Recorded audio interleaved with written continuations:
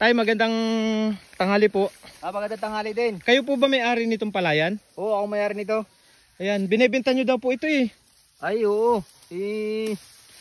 Kaya lang parang hilaw-hilayin pa ng kaunti Patingin yung niyo po. ilang mga 2 araw hanggang 3 araw. Ah. Papaani ko na yan. Ibig sabihin pwede na ito mga ilang araw lang ano? Oo. Ay, ito pero ito po. Ay, hinog na Hinog na yan. ito, oh. Oo, inaantay ko Ayan, na lang yung mag-aani dito eh. Bali ilang hektarya po ba yan? Bale ito na 15, 30 Lahat? hektarya ito. Lahat po yan, yung ano na yan? Oo, bale ngayon nasa kabila namin doon ay pagkapos na namin ng isang araw yan. Ay, oo nga ano.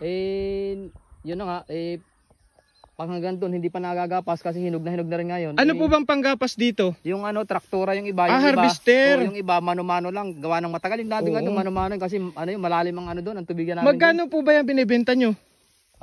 Ito, sabi ko, 5 piso. 5 piso ang kilo. per kilo? Oo, per kilo. Kaya lang, tinatawaran naman ako nung pumunta dito sa akin nung isang araw. Gusto 3 piso lang.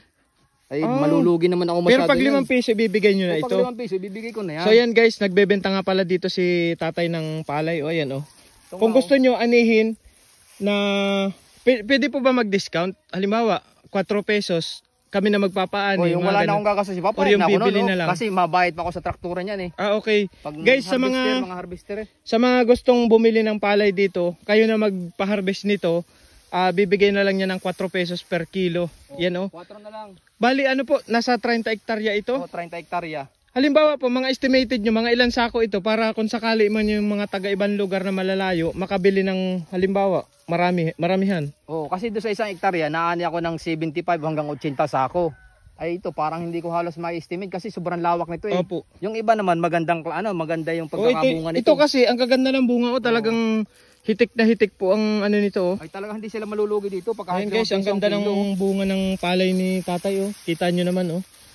Ayan oh. Saka dito, napakataba ng lupa dito, hindi pa masyadong nag-aabono dito. Kung sakali po, kaya po ba ito ng mga mga 100,000 sako? Ay baka kaya nito kasi sa 1 hektarya nga, may 100, may 75, may 80, ganun. Ang 1 hektarya. Ay 30 hektarya to. Guys, sa mga naghahanap talaga dyan ng gustong bumili nitong palay, kayo na magpa-harvest nito. Yan, kayo nang bahala. Bibigay na lang ni tatay ng 4 pesos. Ilaw pa nga pala talaga. Yan. Grabe, siguro hindi na lugi. Kuya, hindi ba kayo nalulugi sa ganitong sa 4 pesos na yan? Kasi mahal baga ang bigas ngayon. Ay hindi naman ako malulugi nito kasi malayo pa naman din yung paghahakotan nila. Doon palabas doon, mabayad pa sila doon sa mga maghahakot. Tapos ito, saka hinahasin ko na lang to, hindi siya tanim. Parang hindi ka na nahihirapan dito magtanim. Kasi pag tanim na ganyan, babayad ka pa sa 1 hektarya. Tsaka parang may man po kayo, may mga tauhan na siguro kayo dito na nagtatanim dito na Oo. Saka yung iba, yung mga guys, parang yung tawag doon sa bayanihan pag nagtatanim. Kumbaga, pakain mo na lang. Tanim mo, tapos yung ikaw na magagapas. Ganun. Yan guys, kaya pala hindi kayang lugihin dito si tatay sa palayan niya. Kasi ganun, kumbaga ibayanihan ang ginagawa dito. Kaya binibenta niya ng 4 pesos na lang. Yan, sa mga gusto dyan bumili guys ng palay dito ni tatay, pumunta na lang po kayo dito. Paunahan na lang to walang walang reservation to, basta paunahan na lang to guys. Kung sinong makakauna. Mga 1 linggo pa. 1 linggo na, 1 linggo na lang ito, pero ito pwede na po. Ay pwede na yan. Yan guys, pwede na kayong pumunta dito kahit bukas or anytime, puntahan nyo na para mauna kayo guys. Yan, maraming salamat po.